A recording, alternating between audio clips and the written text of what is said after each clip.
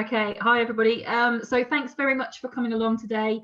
And I'm really pleased that our talk today is being supported by the BAFTSS New Connection Scheme and Edinburgh University Press, and we're very grateful for their support and for supporting Craig specifically.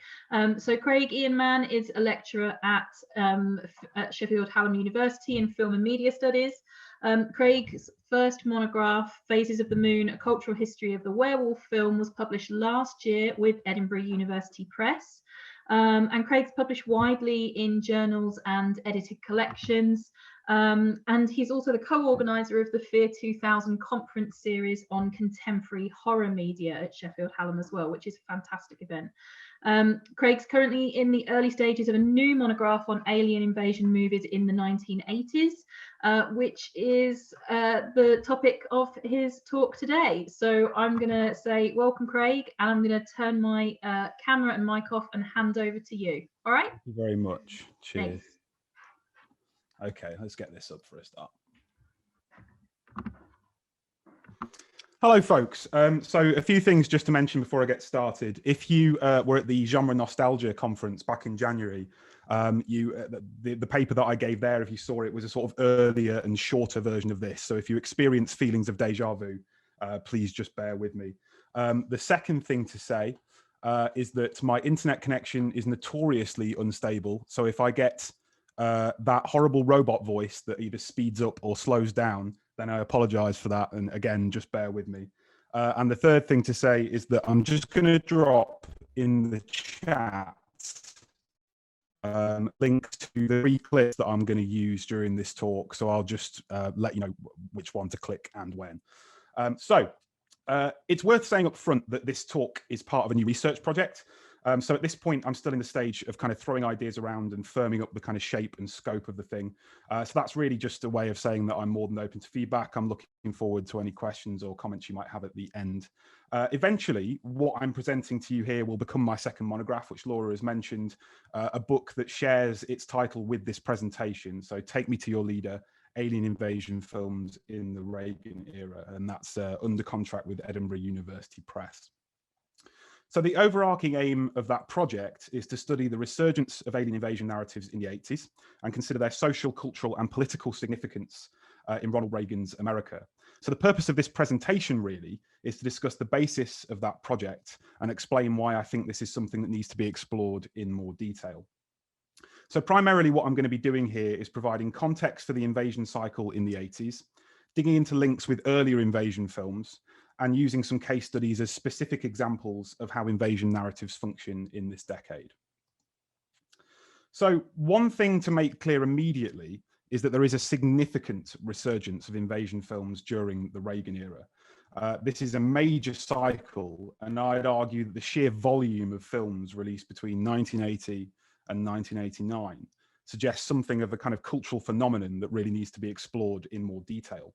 So the films on this slide are just a few of the many that were released during Ronald Reagan's presidency.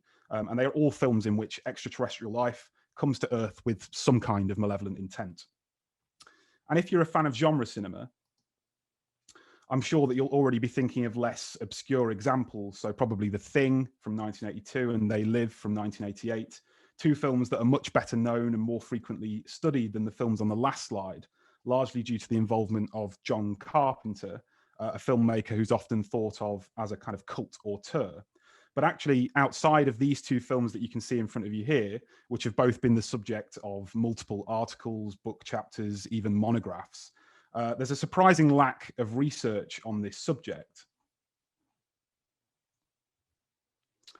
And obviously, there are other exceptions. So there's a reasonable amount of work on Predator, for example. And obviously, there's a fair bit on films that are kind of adjacent to the invasion cycle, like E.T. the Extraterrestrial. But again, these are all films that are associated with name stars or directors. So John Carpenter, Arnold Schwarzenegger, Steven Spielberg.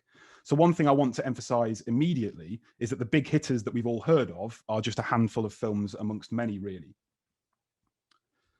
And this is not even just a cultural obsession that's limited to cinema. It's kind of widespread in the popular culture of the 1980s.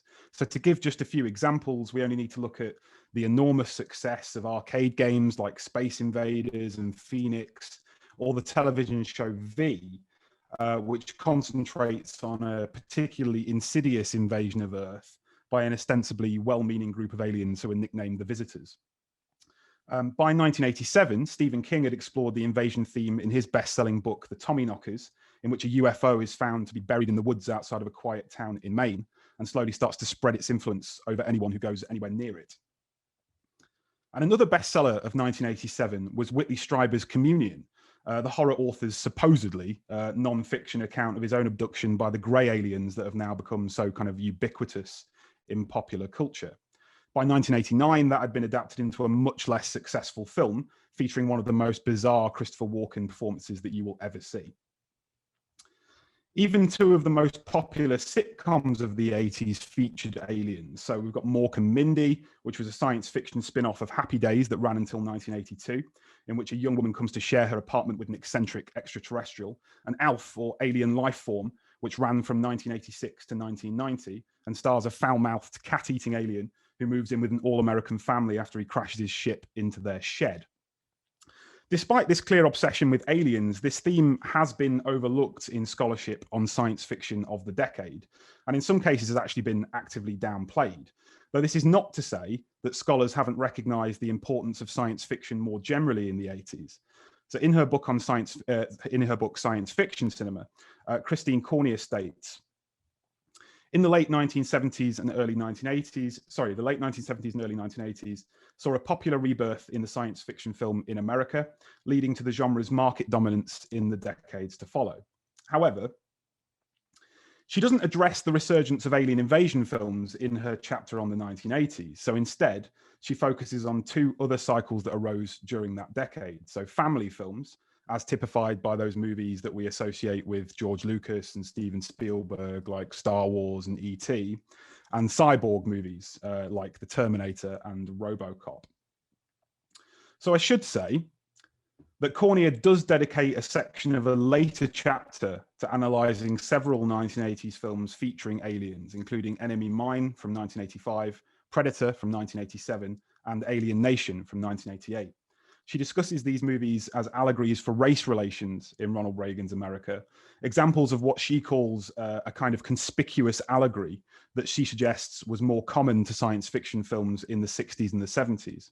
I should also say that Cornier's book is excellent, and this section is particularly pertinent to my own study, but outside of it, the wider alien invasion boom goes unrecognised. So in fact, it's actually Cornier's cycle of cyborg films that has received by far the most attention in the larger body of scholarship on science fiction in the 1980s.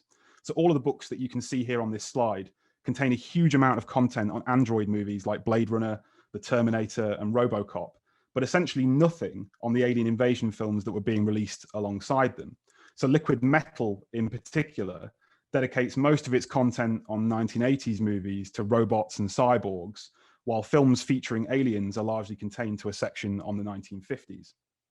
So I think we can probably forgive that in the case of the J.P. Talott book here, Replications, which is entirely dedicated to the place of robots in science fiction. But the reason that I've included it on this slide is because it contains a very odd quote that suggests invasion films were a thing of the past by the 1980s, and that American cinema had become almost entirely interested in artificial intelligence. So he says, in the 1980s, the science fiction film not only returned to the level of popularity it enjoyed in the 1950s, but took on a rather singular focus. While images of alien invasion had dominated the genre in that earlier era, the more recent period found the human artifice gaining a similar and equally challenging stature. But as I've already discussed, this simply isn't true. I mean, yes, there are many films about robots released in this decade, but to say that that was the genre's singular focus is a stretch at best, really. Alien invasion films became popular in the 1980s in a way that they hadn't been for 20 years, and actually, I would argue, probably haven't been again to this day. So I suppose the question I ought to get around to answering here is this, really. Why was America so obsessed with alien invaders in this period? And that's actually an especially interesting question when we consider that the previous decade produced only a handful of invasion films. So the most notable being Close Encounters of the Third Kind and the 1978 remake of Invasion of the Body Snatchers. And to an extent, I think those films acted as progenitors for the cycle that arose in the Reagan era, especially because they were enormously successful. And so therefore they demonstrated that films about aliens had the potential to generate huge profits. So that's an industrial explanation, I think. But if we want to discuss the cultural reasons for a popular resurgence of invasion narratives, I'd argue that we need to look back to the 1950s rather than to the 1970s. So after all, Reagan's America was utterly obsessed with the 1950s in much the same way that today's pop culture is deeply indebted to the 1980s. So I'm just providing a few examples on this slide. So we've got Back to the Future, Stand By Me, the second iteration of The Twilight Zone, Creepshow, and so on. But there are many more that I could have used in addition to the few that appear on this slide. This was a decade that frequently seemed to cast its eyes backwards to the Eisenhower era, and drew heavily on the narrative and aesthetic qualities of the films, television shows, comic books, literature that had dominated popular culture in the 1950s. And to briefly go back to Tollott, he is certainly correct to say that alien invasion movies were a defining facet of 1950s pop culture. In fact, when we think of invasion narratives, we generally think of the 50s. The term alien invasion itself has a kind of inherently nostalgic quality, really, as it conjures up these images of flying saucers and rubber monsters, such as those that you can see in front of you here. And that's because the decade was saturated with images of marauding aliens, and in many ways defined by narratives in which Americans, so normally scientists or soldiers or other figures of authority, repelled invaders from beyond the stars. So the first invasion cycle began in 1951 with movies like The Thing from Another World, and lasted until roughly 1959, which saw the release of Plan 9 from Outer Space. So this was a hugely popular genre cycle that lasted for the best part of a decade. But it later proved to be an enormous influence on the alien invasion films of the 1980s, and in some ways quite literally so. So from the late 1970s through to the end of the next decade, 4 direct remakes of 50s invasion films were produced. So we've got Invasion of the Body Snatchers in 1978, The Thing in 1982, Invaders from Mars in 1986, and The Blob in 1988. And of course, there are countless others that lift directly from 1950s films. So for example, there's The Hidden or They Live, both of which are riffs on the original Body Snatchers. And by the mid-1980s, there was a clear kind of cultural obsession with these movies. So see, for example, this contents page from a 1986 issue of Fangoria. So it begins with an interview with John Agar, the star of 50s invasion films such as The Brain from Planet Arus and Invisible Invaders, which sets the tone for an issue that then goes on to discuss no less than 4 invasion films that were released in 1986. So Night of the Creeps, Critters, Invaders from Mars, and Maximum Overdrive. So here we get to a second question that needs to be answered. Why was Reagan's America so obsessed with the 1950s? Well, I would argue that that has everything to do with Reagan himself. So his 1980 campaign slogan, which sadly you will recognize, was entirely based on a sense of erasing the so-called excesses of the 1960s and the 70s and returning to an apparently simpler time.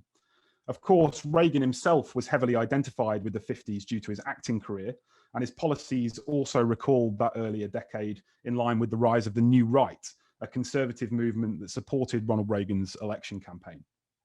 So, as Michael Schaller states, whether they had a religious, secular, or congressional background, New Right activists believed that environmentalism, arms control, gun control, abortion rights, gay rights, feminism, welfare, affirmative action, pornography, and the Equal Rights Amendment all fostered a destructive permissiveness that undermined the value of family, church, and state. And in addition to kind of reintroducing traditional values, Reagan promised financial security. So after nearly a decade of economic turmoil, his policies comprising tax cuts, privatization, and a raft of financial deregulation were intended to reinvigorate the American dream, or in other words, restore the 1950s idea of America as a wealthy and prosperous nation. And he also reignited the Cold War because he refused to look weak on the world stage. So with the support of the New Right, Reagan successfully secured the White House in the 1980 presidential election, defeating Jimmy Carter on a promise to restore those traditional values and get America back on its feet. Reagan's vision of the United States was constructed on the ideals of the nuclear family, social conservatism, religious morality, military strength, and the pursuit of material wealth. In short, as James E. Coombs states, Reagan came to political prominence as a cultural spokesman for the Eisenhower normalcy of the extended era of the 1950s and presented himself as the principal cultural authority who, as father of the first family, knew best. So I guess that raises a third question about the resurgence of invasion narratives in the 1980s. Are we simply talking about nostalgia here?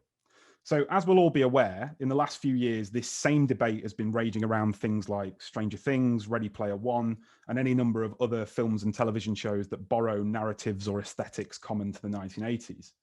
So over the past 10 years, we've developed an obsession with the popular culture of that decade. And we could easily suggest that this kind of nostalgia is regressive and has played into a political turn to the populist right. I don't necessarily agree with that, but I think it is a reasonable argument to make, and one that could be levelled at the alien invasion films of the 1980s.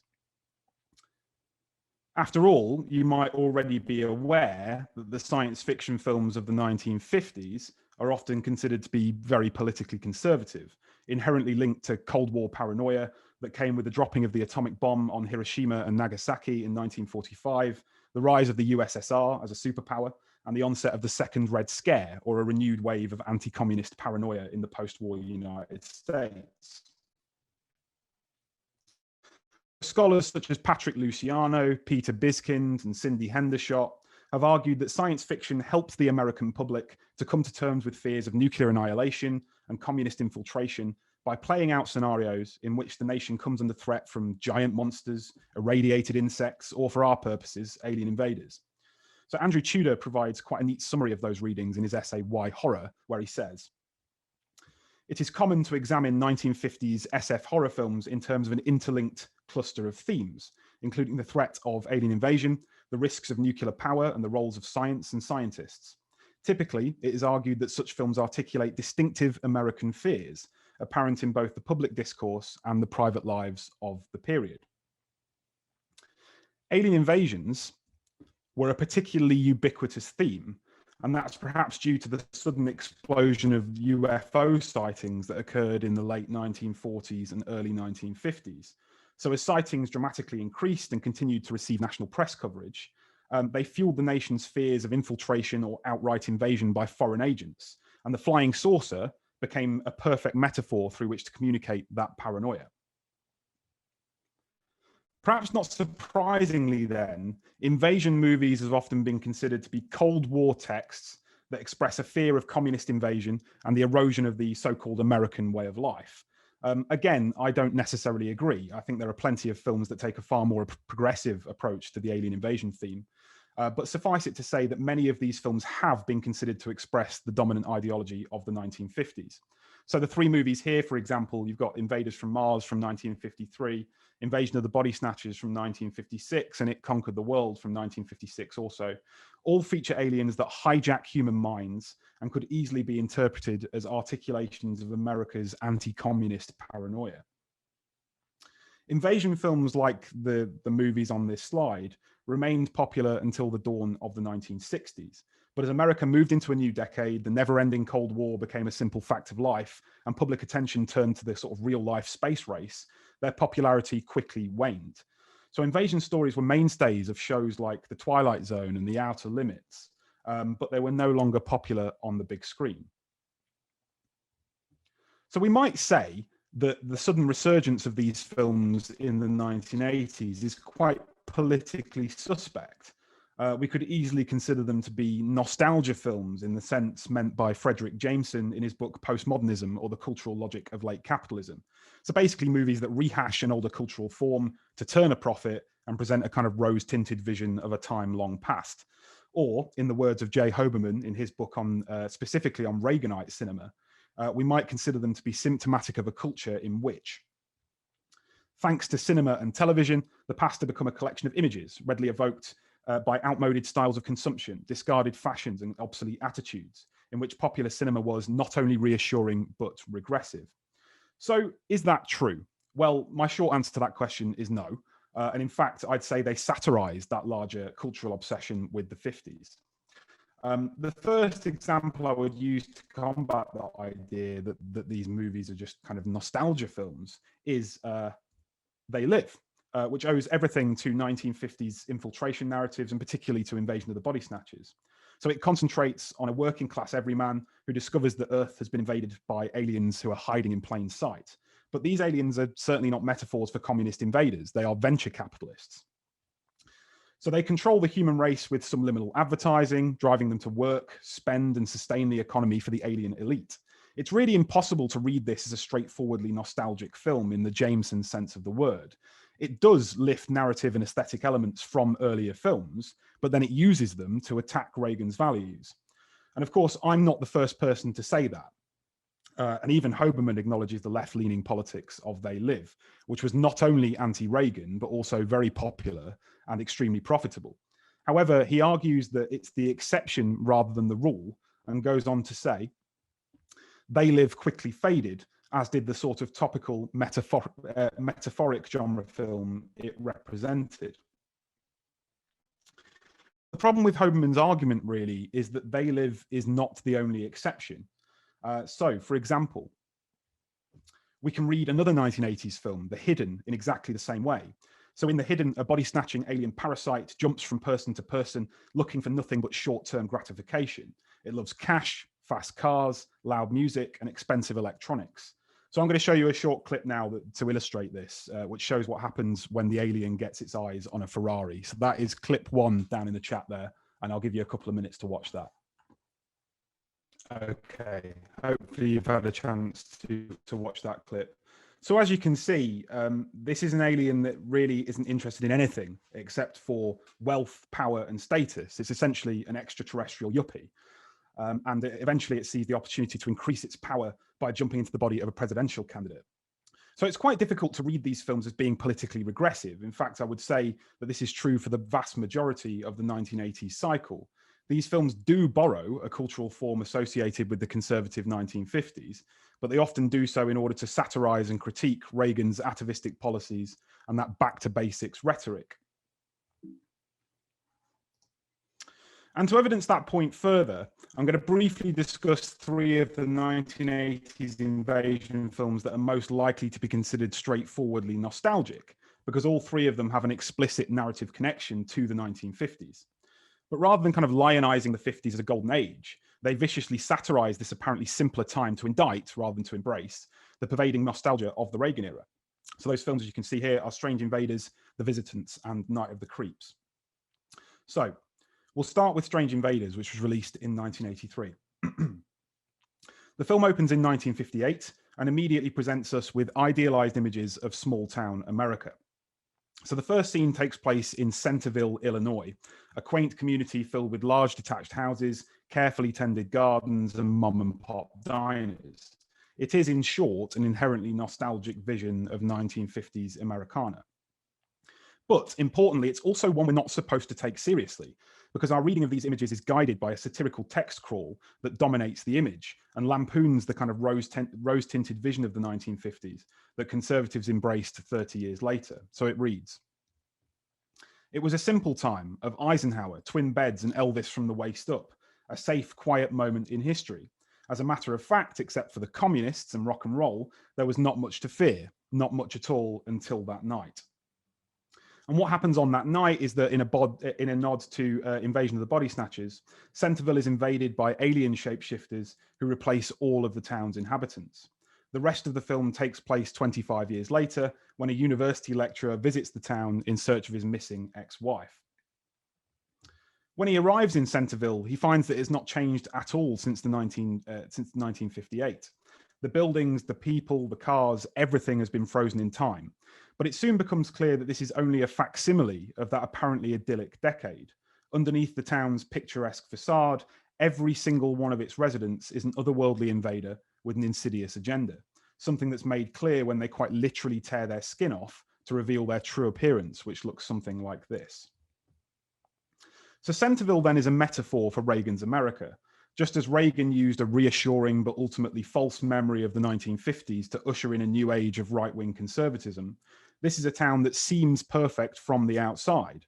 But then the townspeople reveal their true faces, and it becomes clear that everything in Centerville, just like that satirical opening text crawl that speaks of a safe, quiet moment in history, is a lie. So Strange Invaders was followed in 1986 by The Visitants, which has a fairly similar premise, but a much more obviously comedic tone. The beginning of the film takes place in 1956, when two aliens arrive on Earth and begin a 30-year reconnaissance mission. They embed themselves in sleepy suburbia and wait patiently for an invasion force to follow them. In the 3 decades that pass, the world changes, but importantly, the aliens don't. So having taken the guise of a middle-aged couple native to the Eisenhower era, in 1986, they're still watching a tube television, dressing in 1950s fashions and behaving as if they live in a twisted version of a family sitcom. So at one point, they try to infiltrate their neighbour's home by appearing at the window and demanding to borrow a cup of sugar. They are preparing for the arrival of their planet's invasion force when that neighbour, a high school senior, discovers their true nature and steals their high-tech laser gun, which leads the aliens on a quest to destroy the teenager and his friends. So what follows after that is a farcical battle between alien invaders who are representative of the traditional 1950s, who want to repopulate Earth with their own kind, and a much younger generation who symbolize hope for the future if that effort fails. So in other words, The Visitants is using a generational conflict to allegorize the efforts of the Reagan administration to impress its outmoded values on the young. And this is especially clear when one of the aliens assumes the guise of a teenager to infiltrate the group. And to reinforce that point further, the parents of the film's teenagers are also stuck in the 1950s in their fashions, their speech, and their attitudes, and are constantly talking of the good old days of their youth. Tellingly then, they're just as alien to their children as the literal aliens who are trying to take over their town. A generational conflict also plays out in Night of the Creeps, another film released in 1986. And again, as has become a pattern by now, the film begins in the 1950s. So it opens with a sequence that borrows the monochrome aesthetics of science fiction B-movies, lifting plot elements from movies like The Blob, The Brain Eaters, and Plan 9 from Outer Space. So on a summer's night in sleepy suburbia, parasitic space slugs fall to Earth, where they worm their way into human brains and turn their hosts into murderous zombies. The original host for those aliens is cryogenically frozen in 1959, only to be thawed out 27 years later by a group of college students, at which point the slugs quickly begin to multiply. As they spread through the town, the slugs begin to turn human bodies into mindless vessels for their alien hosts, attacking young and old alike and infecting the entire community.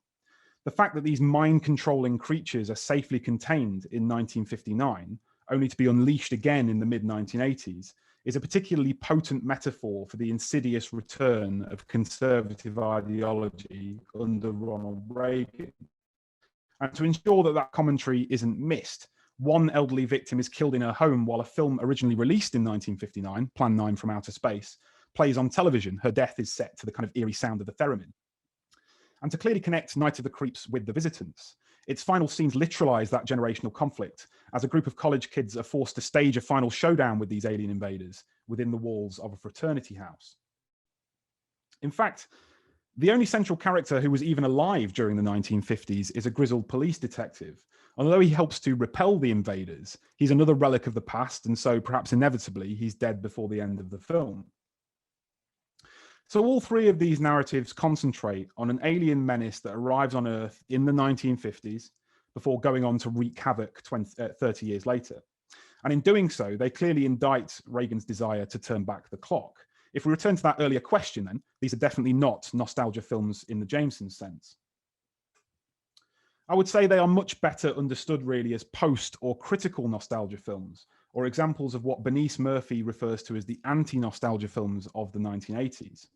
So in her work on Back to the Future, Murphy suggests that 1980s movies like Parents and Blue Velvet subvert, quote, sanitized nostalgic representations of the 1950s and of the cultural and consumerist implications of the suburban existence in general. And to some extent, I think that does describe films like Strange Invaders, The Visitants, and Night of the Creeps. But honestly, I would argue that even that term doesn't quite work for these movies. After all, there is a clear sense of straightforward dictionary definition nostalgia to the alien invasion films of the 1980s. They all revel in the kind of bubblegum aesthetics of the 1950s, and they're all enamored with a cultural form that was birthed in that decade. But importantly, they are far from enamored with the regressive politics that invasion films are often thought to represent. And I would argue that that has everything to do with the people who made them. So from left to right, these are the filmmakers behind Strange Invaders, The Visitants, and Night of the Creeps. So we've got Bill Condon on the left, Rick Sloane in the middle, and Fred Dekker on the right there. All three of these filmmakers were directly influenced by the science fiction films they saw in childhood. They fell in love with the narrative and aesthetic qualities of those films at an early age and carried that influence forward into the films they produced a few decades later. So I might also have included the Chiodo brothers, or John Carpenter, or Joe Dante, or Stephen Herrick, or Toby Hooper, or Jeff Lieberman, or Jack Shoulder, or any number of other writers and directors who produced alien invasion films in the 1980s. Every single person who I've just mentioned was born between the late 1940s and the early 1960s, meaning that they first encountered alien invasion narratives as children. So those born earliest will have seen them in cinemas, but even the youngest amongst them were raised on a steady diet of science fiction via television. So it's no wonder really that these formative experiences came to inspire their later work. Childhood nostalgia, as we all know, is a very powerful thing. And it's undeniably one of all of the movies that I've discussed here. But it's doubtful really that any one of these filmmakers would have identified with the dominant politics of the 1950s, because while they might have been raised on the pop culture of that decade, they reached adolescence and adulthood in a very, very different era. So after all, the years between 1963 and 1974, sometimes referred to as a cultural decade, were some of the most turbulent in the history of the United States. This was an era that saw the nation rocked by a series of events that led to a significant and palpable erosion of faith in the establishment, which greatly contributed to the development of the American counterculture. So this was a period defined by civil unrest. America entered the war in Vietnam, sparking protests on campuses across the nation. The battle for civil rights escalated, leading to a series of race riots between 1964 and 1969. And a number of high-profile and often televised assassinations blighted the era. So we've got John F. Kennedy in 1963, Malcolm X in 1965, and both Martin Luther King and Robert Kennedy in 1968. And then, in the early years of the next decade, it became increasingly clear that the government itself was corrupt, as the Watergate inquiry revealed that the president himself was a criminal. Eventually, Richard Nixon resigned from his post live on television in 1974. As these events were unfolding, it became increasingly difficult for the American public to hold on to that wholesome vision of the United States it had enjoyed under Dwight Eisenhower. This was an era that was dominated by fierce political dialogues on police brutality, police corruption, political corruption, social inequality, civil rights, America's aggressive foreign policy, and above all, the prevalence of truly astonishing levels of violence in American culture. So in other words, the kind of picket fence idealism of the 1950s was long gone. And nothing made the idealism dissipate faster than the establishment attempt to suppress dissent with extreme prejudice, such as the Orangeburg massacre, the Chicago police riot, and the Kent State shootings, all of which saw peaceful protesters murdered and brutalized by law enforcement. Coverage of these events was broadcast on news networks all over the nation, meaning that even those who were not directly involved in them were confronted with America's systemic issues. And that included those filmmakers who would go on to dominate Hollywood in the 1980s, who were in their high school and college years when these events took place. So, take Joe Dante, for example.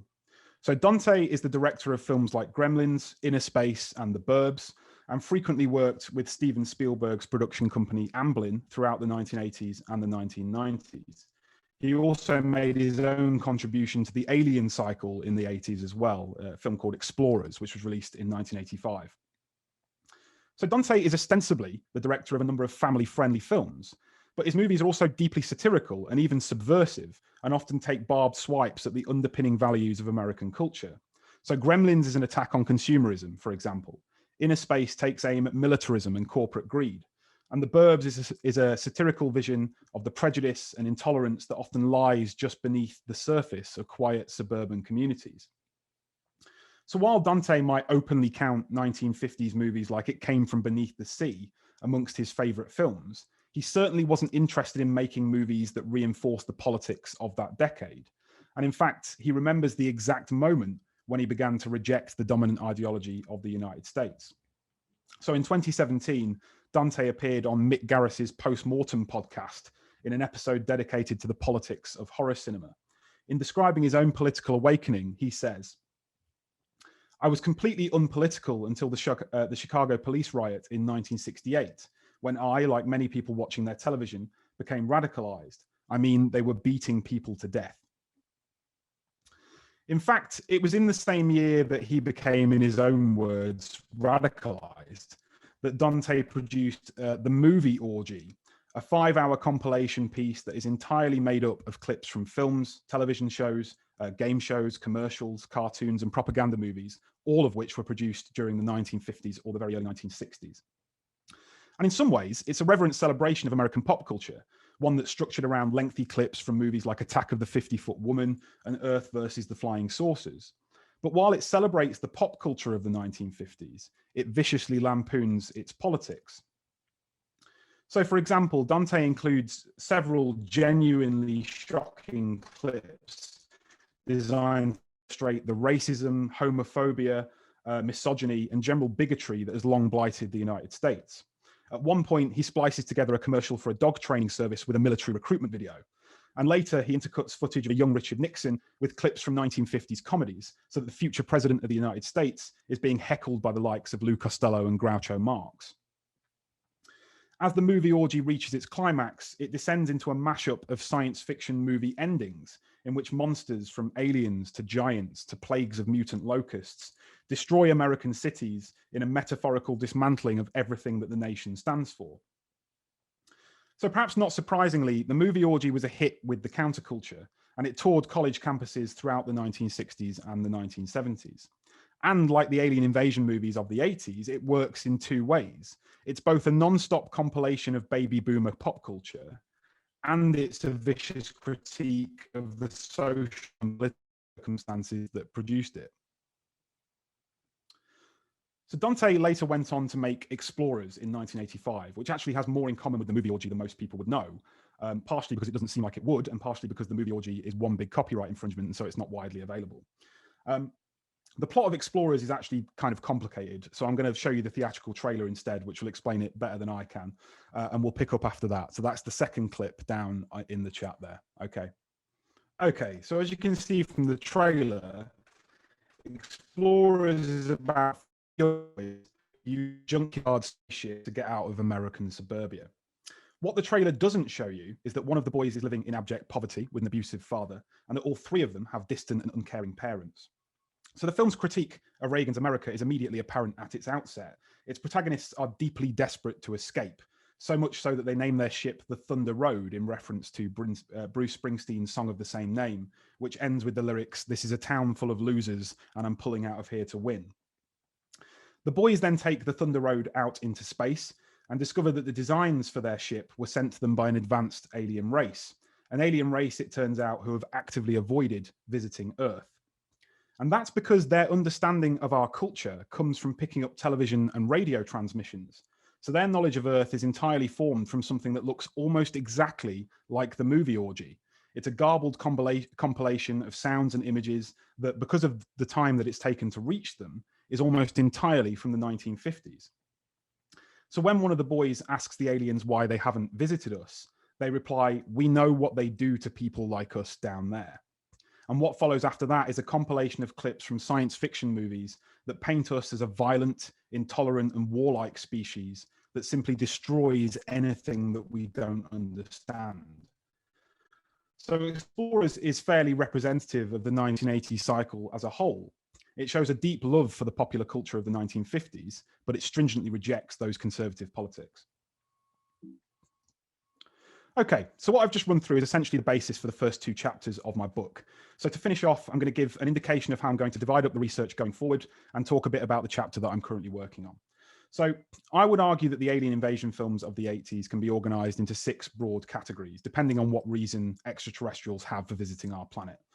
So to eat us, to conquer us, to control us, to breed with us, to consume our resources, or very rarely in the case of films like Alien Nation or The Brother from Another Planet, to seek refuge among us.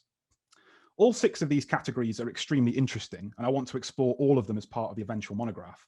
But today, I'm going to wrap up by concentrating on the first variation on the list there, which is the chapter I'm researching at the moment. So films in which aliens consume us as a food source. So there are actually a good number of films about aliens consuming humans in the 1980s, including Without Warning, Night Beast, The Deadly Spawn, Life Force, Killer Clowns from Outer Space, and the Critters movies. This variation of the invasion narrative is particularly notable because this isn't a common theme of 1950s invasion films. So the alien in The Thing from Another World from 1951 drinks blood and has been called a space vampire, but that's about it for the 1950s. In fact, perhaps the most notable predecessor to these films is the Twilight Zone's To Serve Man, which aired in 1962. So in that episode, a seemingly benevolent alien comes to Earth with a book titled To Serve Man, which you can see there. And the infamous twist, of course, is that it's a cookbook. So these films take a great deal from their predecessors, so principally the idea of aliens attacking small, quiet American communities. But their tendency to eat humans is a theme that's almost unique to the 1980s. And it's a theme that puts them completely at odds with the dominant ideology of the Reagan era. So these are films that actively challenge and satirize our consumerist habits by having alien invaders usurp our position at the top of the food chain and reduce us to little more than meat. It's worth noting that most of these movies are hybrids of science fiction and horror, and they generate their fear by asking us how it would feel to become little more than a commodity. And this is something that aligns them far more with Jimmy Carter's politics than it does with Ronald Reagan's, and completely undermines any sense that might just be regressive, nostalgic fantasies. So in 1979, in the build-up to fighting for re-election, Jimmy Carter gave his famous crisis of confidence, or malaise speech, in which he decried the state of an increasingly consumerist America driven by capitalist desires. So in that speech, he launched a direct attack on the materialism of the American people, stating, "Too many of us now tend to worship self-indulgence and consumption. Human identity is no longer defined by what one does, but by what one owns. But we've discovered that owning things and consuming things does not satisfy our longing for meaning." And of course, Carter spoke those words during an era that saw the explosion of consumer culture in America as we know it today. It was throughout the 1960s and 1970s that malls were being constructed all over America and fast food outlets exploded across the nation. Reagan, of course, wanted to embrace America's new corporate culture and actively encouraged this kind of wanton consumption. So much of his message during the election campaign revolved around the idea that voting for him and embracing a consumerist revolution would save America, as typified by his infamous quip regarding the difference between a recession and a depression. Recession is when your neighbor loses his job. Depression is when you lose yours, and recovery is when Jimmy Carter loses his. So these are films that attack Reagan's politics by challenging human exceptionalism and capitalist ideology. Just as we abuse natural resources and all biological life on this planet to sate our base desires, the aliens in these films think nothing of arriving on our planet and eating us alive. To them, we are disposable products to be consumed. And honestly, many of these films approach this theme in a really blunt manner. They even emphasize that their central monsters have a taste for human meat in their advertising campaigns. So for example, the posters for Night Beast were emblazoned with the line, "If you've got guts, it wants them," while Without Warning, as you can see here, makes it clear that it feeds on human flesh. And this is not just a marketing gimmick. The consumption of humans is central to their narratives. So take Without Warning, for example, which was released to theatres a year after Carter's malaise speech and just a month before he lost the White House to Reagan. So released 7 years before Predator, this is the first film in which an alien hunts humans. It arrives in a small backwater town and begins hunting people in the wilderness. By the end of the film, it becomes clear that it has been storing the carcasses of its catch for consumption in a shack in the woods, where dead bodies hang on meat hooks, a kind of deliberate reference to our own appalling treatment of farmed animals. So Without Warning was followed in 1983 by a film called The Deadly Spawn, in which a self-replicating life form arrives on Earth via a crashed meteorite. Unlike Without Warning's Hunter, though, the Deadly Spawn are driven entirely by instinctual desires to eat and reproduce. They can't be reasoned with. They simply want to eat until they can't eat anymore and tear their way through an entire household before the end of the movie and then grow to a massive size. So The Deadly Spawn is clearly a B movie, and its ambitions are limited in that it simply wants to pack as many images of people having their heads eaten as it can into 78 minutes. But I'd argue that the lack of self-consciousness in its aliens is incredibly interesting. So this is a film that literalizes the mindless consumerism of the human race in an alien that has more teeth than brains. In 1986, as the Reagan years wore on and the greed is good culture kind of swept across America, Critters combined the two ideas central to Without Warning and The Deadly Spawn. So it depicts its alien invaders as both a mindless force of destruction and has them systematically farm us for food. So critters, or krites, are small furry creatures that exist only to eat. In fact, the film's prologue makes clear that their appetite is so huge that the intergalactic community has taken steps to exterminate them for good. And to draw a connection between their wanton consumption and human greed, the film has the krites land on a small rural farm and creates quite a logical progression to their feeding. First, they eat chickens, then they eat cows, and then they eat the family inside the farmhouse. In this way, the film presents us with an argument that's quite difficult to argue with. To the krites, flesh is simply flesh, and the film asks us how their consumption of humans is any different to our habit of farming animals. Several of the film's posters reinforce this idea through taglines such as "You are what they eat," and "They travel millions of light years for a snack. Guess what's on the menu? You are." So Critters then constructs what I would suggest is a quite explicit critique of Reagan's America by clearly linking its insatiable alien creatures with our own consumerist drives. And if that's the case in Critters, then its sequel, which was released in 1988, doubles down. After all, it is subtitled The Main Course. And its narrative content is satirical to the point that it becomes almost surface level, honestly. The action takes place in a small town dominated by the fast food industry, home to the headquarters of a burger joint called the Hungry Heifer.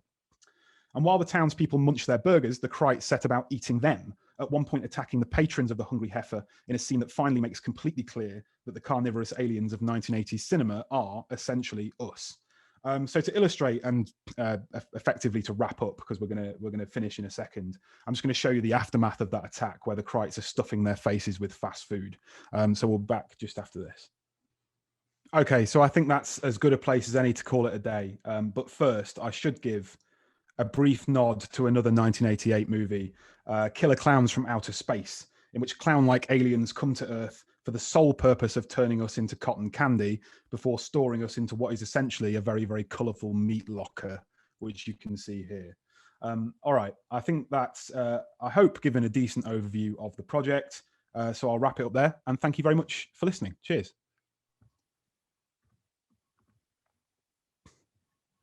Thanks very much, Craig. Fantastic talk and awesome clips as well.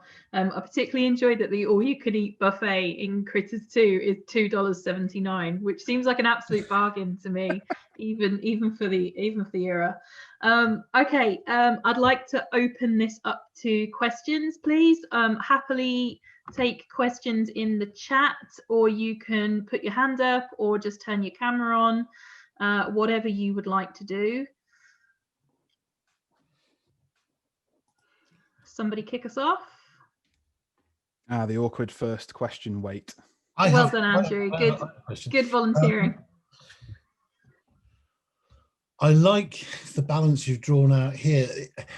The idea that B movie makers are the ones in the first instance, both in the 50s and now in the 80s, responding to this changed view of the world, you know, by the 80s to Reaganomics, this whole idea of out for yourself, put number one forward, stuff everybody else.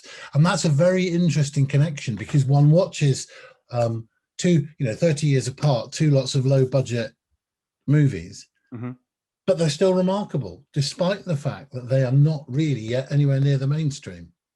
I mean, as you say, the makers go on to become so, but here we've got, and this is the exciting thing about filmmaking for me, this feels visceral, because it feels like those people who are trying to do the best that they can with like $600,000 or $1 million, but are determined to tell their story.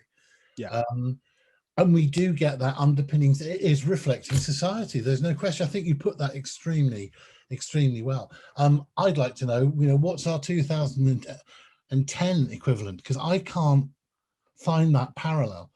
I mean, in the last decade, You know, what are the films that would go to these sort of lengths to reflect? We're used to things like who's that social filmmaker who did the thing about the garden benefits? You know, we're used to that very literal. Ken Loach is the name Ken of Loach, yeah. We've been used to the sort of Ken Loach type film that very clearly attacks our moral conscience or forces us to think about things in a very literal way. But what, and anyone can answer, I'm not just forcing you to answer this. Is there an equivalent from since the year 2000? I think there's an awful lot of horror and science fiction cinema that are engaged with the current political moment. But I'll go with an alien movie to stick with the theme of the talk. Have you seen The World's End? Yes. Brilliant. The World's End is one of the greatest critiques of Tory Britain I think I have ever seen in my entire life. Every pub looks the same. Yeah. Every you know, it's just a betting shop pub. You know, it's kind of that. It's kind of David Cameron's Big Society satirized in one town, isn't it? Where everything is a Weatherspoons. You know, so I think a Hertfordshire town. A Hertfordshire new town, no less. Yeah, well, you know, it's exactly like the town I came from as well. And The World's End is my favourite of the Cornetto movies, which I realise is probably not a popular opinion, but it's because I recognise the town I came from, these insular, small, conservative Tory towns, where, you know, everybody thinks the same and everything looks the same. And so it's using that body snatcher narrative to give this idea of those insular communities where no one gets out and learns about the world outside of, I'll use the town I came from, Ashby de la Zouch, for example. So what you're saying is it's the perfect place for aliens to invade because no one's going to notice the difference because of this horrible insularity and this Absolutely. Cold and don't bother to don't aspire to anything. Absolutely. We've built 3 identical pubs. Yeah, and there's a film on the festival circuit at the moment called An Ideal Host, which actually is on at a festival this weekend and it's free. So have a look. It's a festival called the Soho Horror Film Festival. An Ideal Host is about a middle-class Australian couple who hold a dinner party for their decidedly non-middle-class friends, and they're obsessed with keeping up appearances and it all looking lovely and having. You know, all the silverware looking great, and then their dinner party gets crashed by body snatching aliens. And again, I think it's that idea of you know, playing on everybody having to think the same, everybody wanting the same things, you know, those kind of middle class aspirational drives being played out in that movie. So I think these movies are out there. You just have to look for them, I think. Thank you. No worries. I was muted, my apologies. Thanks, Andrew. We've got a few questions coming up and a few people have turned their cameras on and so on. Kev was actually first, so I'm going to ask Kev if he'd like to share his question. Hi, Craig. Thanks for the talk. It was great. Thanks, mate. Do you think, by and large, remakes of classic alien narratives are in danger of kind of missing the point? The original films, like, do the themes transpose necessarily into the future? I'm thinking of the reboot of V, which was pretty bad, and yeah, Carpenter's remake of Village of the Damned was kind of very literal, really. Didn't seem to add any contemporary stuff. I think Carpenter's going back to the book largely, isn't he? In terms, I think that well, the answer I would give is that I think in the 80s, I think the people who are remaking those movies, like The Blob, for example, are very aware of the original politics. So I think I'll take The Blob as an example. So the 1958 version of The Blob is about a giant red blob that arrives in a town and starts consuming everything and just getting bigger and bigger and bigger. A blunter metaphor for communism I have never heard of. But in the 1980s, the 1988 version of that movie, it's not even an alien. It's a biological weapon that's been invented by the Americans. They lost control of it. They shot it into space and then it came back. So in the 1988 version, it's very much about America's mistakes coming back to haunt it. And I think that there are lots of themes in that movie about American militarism, about American consumerism. It's very much taking what is a film I love, by the way. I love the 1958 version of The Blob, but it's almost undeniably very conservative, and turning it into something that's a lot more left-leaning. So again, I think it's about people loving those original films, but also thinking that they don't necessarily agree with what lies under the surface and wanting to play with that a bit. I have to admit, I haven't seen the remake of V, to be honest. It didn't look great, so I didn't watch it. Thanks very much, Kev. We had 4 more, so I'll just run through the order quickly. We've got Tim first, then Chris, then Ivan, then Aaron. I think that's how we're going to go. So Tim. Hi, Craig. Really good talk. Thank you very much. I have a comment, really, rather than a question, which is, I mean, I think your analysis is broadly right, but it puts me in mind of Scorsese's comment about the filmmaker as a smuggler. And these people, a lot of these ideas are kind of, that you're discussing, are sort of in the subtext rather in the main text. And semiotically, certainly the retro films are taking you back to that idealized America of the 1950s, and then sort of doing violence to it coming at it from a different political perspective from the films in the 50s. But there's still this, you still sort of sense this abiding love for that, you know, misty-eyed view of that 50s, generally monocultural world. And I think there's an aspect of this where the alien is the other. These are films where there are few, if any, Black people, or you know, they aren't. These stories aren't set in a multicultural world, and so the alien becomes a surrogate, I think, metaphorically, for all sorts of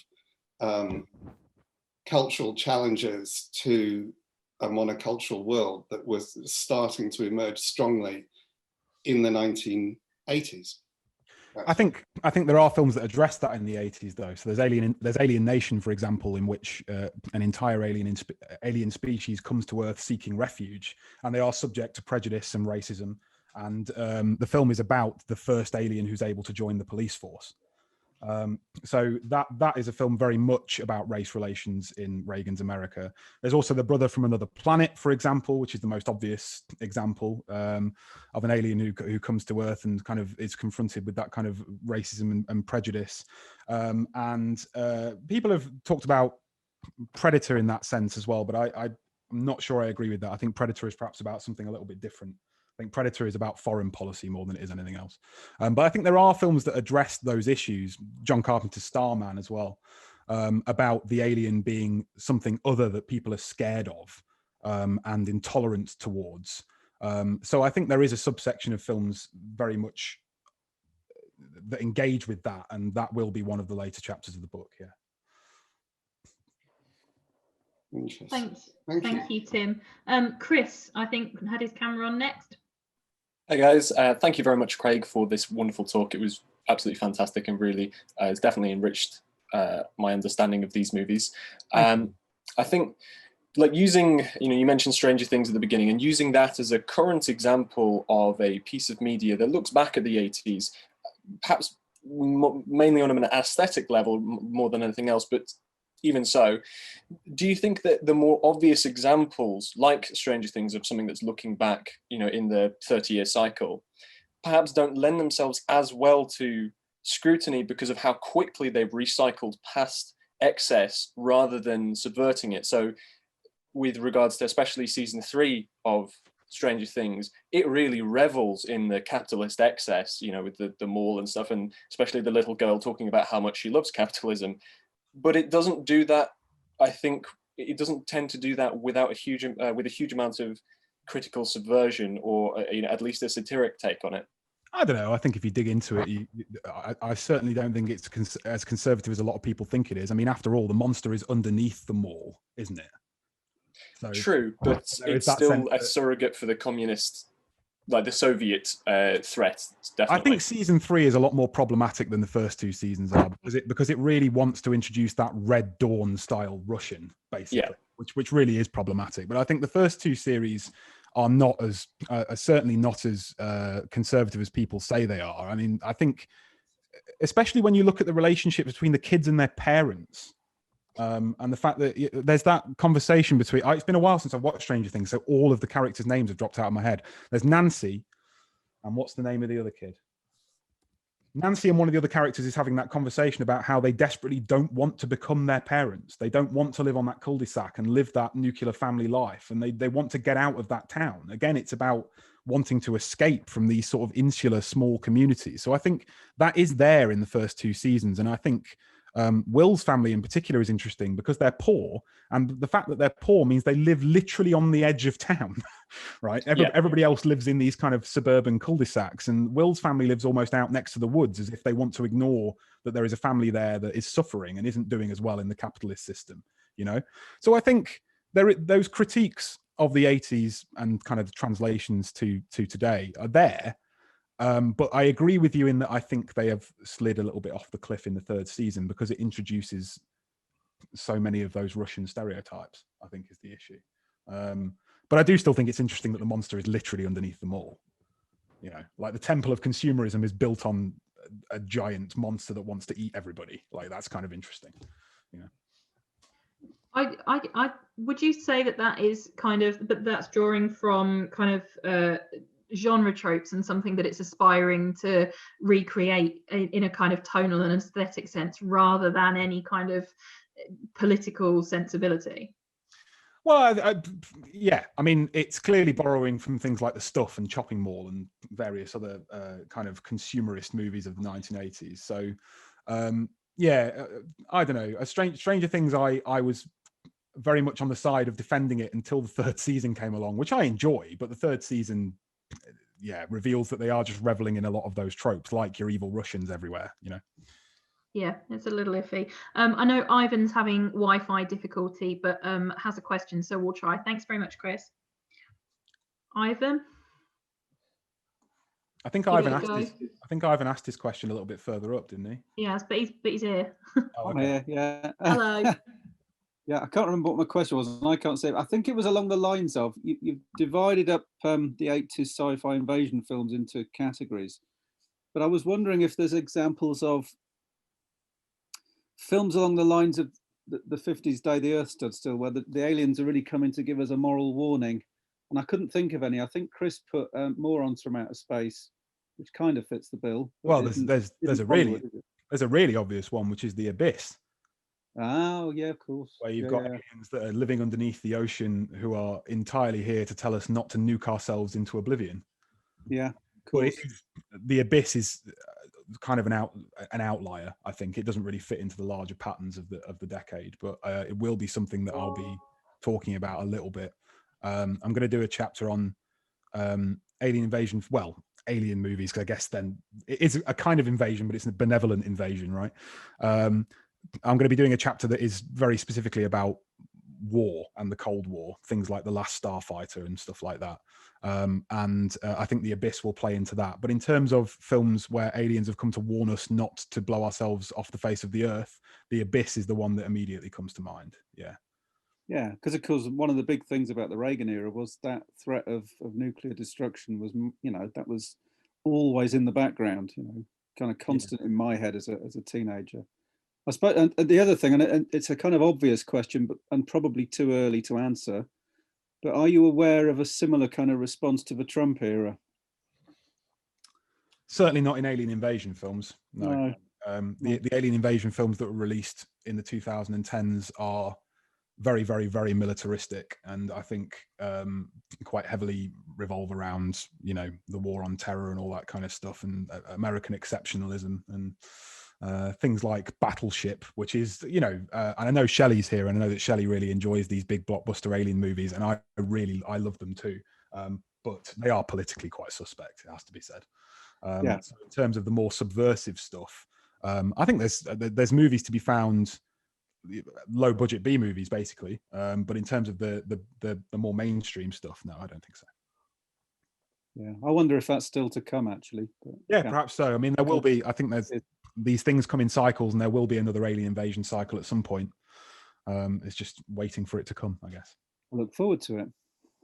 Yeah. Cheers. I think we're seeing a lot of, seeing that with horror, Yes. and that's certainly being considered. People like Jordan Peele and so on. But I think that's perhaps yet to bleed into sci-fi, and particularly alien invasion. Mm-hmm. Yeah, I wouldn't be surprised if another cycle appears, though, as they tend to. Aaron, thanks very much, Ivan. Aaron. Sorry, can you hear okay? Yeah, we're good. Yeah. First of all, thank you very much for letting me join. And Craig, thank you. It was absolutely fascinating. I loved it. You gave me a lot to run off to. I guess one of the things I was going to ask was very similar to what Ivan had just and yourself, Laura, had just said about I guess how these films emerge at times of turns towards the right. So you talked about the relation between these films and outright horror cinema.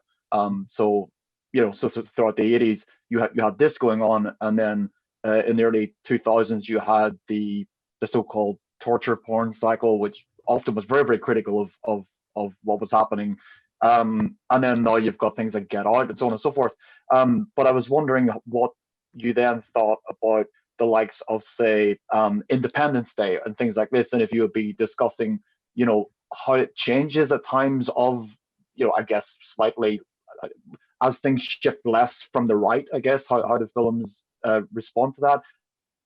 Just very quickly, I was really interested in what you said about the movie Orgy, because it intersects with some of the work I'm doing myself, but it's interesting that in the 80s, you also then had, because of, I guess, of VHS availability and things like this, you had a lot of people like Chris Gore and people like this making mixtapes that were doing much the same thing, but with their, I guess, with 1980s cultural product. And I was wondering if that was something you were going to, we're thinking of talking about or of looking at, or the relation between Joe Dante critiquing the era that he emerged from, essentially by picking apart its pop culture, and then as these films resurge in the 80s, you've also got this current of people who are picking apart 80s pop culture, McDonald's advertising campaign materials, things like this. Sorry, that may be a bit. No. I have to admit, I'm not aware of the filmmakers and artists that you've just mentioned. So actually, it'd be useful to get your email address so we can. Yeah, cool. Yeah, absolutely. I'd like to watch that stuff. I think that would be really interesting for this. The problem with the movie Orgy is it's very, very hard to get hold of, and mostly can only be seen at live, cinemas, museums and stuff, because otherwise the studios get very antsy about the fact that all of their product is being mashed up in one movie, and it's 5 hours long. There's a lot of content in there. But yes, I'd really like to see the stuff that you're talking about. That would be great. In terms of the later films, this project stops in sort of 1991. The conclusion will talk a little bit about where the alien invasion film has gone since then, but that's still something I need to think about, really. Thank you very much, Aaron. Andrew, I think, had another question. Or did you? Oh, you put it in the chat. Do you want me? Do you want to? Yeah, I mean, it was a genuine question, but sounds a bit silly. Where am I looking? Oh, it's the one about, was it My Little Shop of Horrors one, or the Star Trek one? Let's go for Little Shop of Horrors. Where's that? Little Shop of Horrors. So, I was looking at the 80s remake, which I remember. I saw it in the theatre, actually, in the West End in about 1980, before it became a movie. And I decided, while I wrote it, I think actually it's a Faustian story rather than specific to the 80s sense of greed, although the film does build to a lot of excitement over the sense of greed. People come to this shop to see this plant, and then this guy's got enough money to win Ellen, whatever her name was, who played it so well, and to defeat Steve Martin. Although the film kind of falls flat after Steve Martin's manic presence is removed because he's such a good bad guy. But the film definitely was about, the first songs were all about, we live on Skid Row, it's crap, it's awful, we've got to get out of here. But because they can't do anything about it themselves, it takes this force majeure, or this Deus Ex Machina, am I using the right term? It takes this act of something coming from space just appearing in the flower shop, and then the fortunes are changed. But as I say, I wonder if that's perhaps more Faustian Because it's an every person story that's throughout the centuries, isn't it? The idea of self-aggrandizement. I don't have much to add. I completely agree with you. Really, I think it's a film about capitalism and consumerism, really, and their desperation to exploit that plant, despite the fact that it's eating people, but it's getting people into the shop. You know, so if a few people get eaten, it doesn't really matter as long as people are buying flowers, right? So I think it functions along the same lines. I think another thing that's really interesting about a lot of the films in the 80s, which I think Little Shop of Horrors and things like Killer Clowns from Outer Space bring up, is that there is a real farcical sense of satire to a lot of them. They're quite comedic and daft, and I think that's part of them lampooning that 50s aesthetic. You know, I've never seen a film more indebted to the 1950s than Killer Clowns from Outer Space, but it is also filled with, as the title would suggest, killer clowns from outer space, which is not something that you would expect to see in a movie from 1956, you know? So I think part of the satire is in injecting these ridiculous elements. And I think obviously the 86 version of Little Shop is a lot more ridiculous than the previous version. Yeah. Thank you. Especially the Dentist song, which is one of the greatest songs in any movie ever. Now spit. Yeah. That's brilliant. Any other questions or anything else anybody would like to raise? We've got a couple of minutes left if anybody would like to. Was Aaron, was that another one? Yeah. Just just something I noted down. But Craig, you mentioned parents at one point. I was wondering if you had anything to say about the connection. But where would you place a film like Society alongside these pictures that you're talking about? Because Parents is obviously doing a lot of what you're talking about as well, as is that film. I mean, is that something, or does that fall outside of your? There are two films that I really wish would explicitly confirm that the bad guys in the so that I could talk about them. The first one is The Stuff. Have you seen The Stuff? Yeah.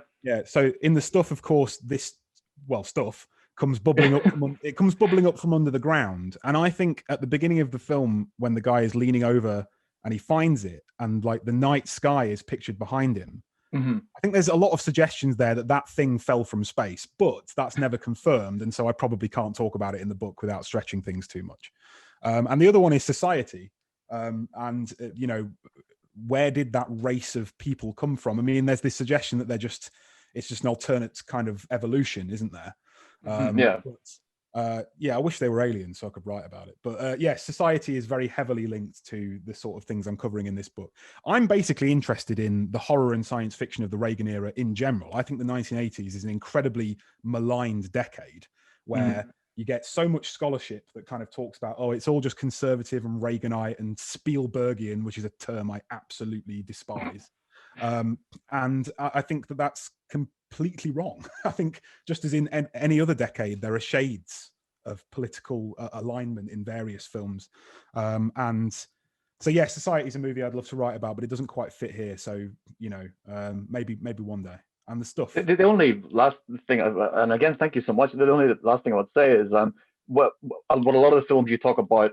I remember when I saw the Aliens versus Predator sequel, Requiem, is that what you called it? Which very much did what you were talking about.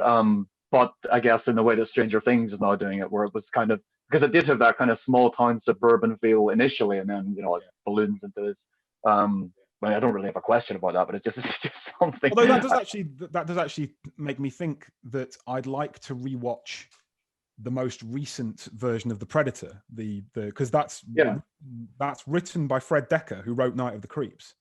So I would like to rewatch that, and then perhaps that would be a sort of example of a modern alien invasion movie that functions in a similar way. But I have to admit, I haven't seen it in a while. I last saw it when it came out on DVD, which must have been a few years ago now. Anyway, I've lost my thread of thought there.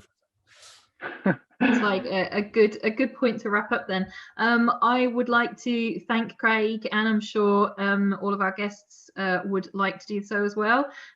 Thanks very much for sharing your research with us, Craig. Fascinating talk, great clips, and thanks very much to everybody who came and for great questions and conversation as well. So yeah, thanks very much. I'm gonna put the robot voice on and stop the recording. Thank you for listening to me ramble about aliens. Thank you. Appreciate it.